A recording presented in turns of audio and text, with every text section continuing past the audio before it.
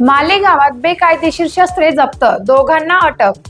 नाशिक ग्रामीण पोलीस दलाच्या स्थानिक गुन्हा शाखेने मालेगाव शहरात मोठी कारवाई करत 2 सराईत गुन्हेगारांना अटक केली असून त्यांच्याकडून 2 देशी बनावटी पिस्तुले व 3 जिवंत काडतुसे जप्त करण्यात आले आहेत।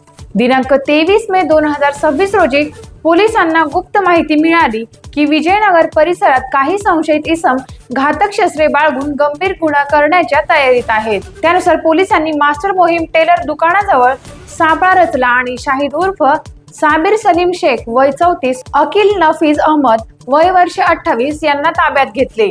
चौकशीत या शस्त्रांचा वापर गंभीर गुन्ह्यांसाठी होण्याची शक्यता पोलिसांनी व्यक्त केली आहे। तिसरा आरोपी इम्रान बिल्लास हा अद्याप फरार असून त्याचा शोध सुरू आहे। या प्रकरणी मालेगाव शहर पोलीस ठाण्यात शस्त्र कायद्यान्वये गुन्हा दाखल करण्यात आला असून गेल्या 4 दिवसात गुन्हा शाखेने एकूण 2 पिस्तुले व 5 काडतुसे जप्त केली असून सराईत गुन्हेगारांविरोधात मोहीम अधिक तीव्र करण्याचा इशारा दिला आहे। नागरिकांकडून या कारवाईचे मोठ्या प्रमाणात स्वागत होत आहे। टाइम्स ऑफ महाराष्ट्र न्यूज साठी निफाड तालुका प्रतिनिधी योगेश कर्डिले यांचा रिपोर्ट।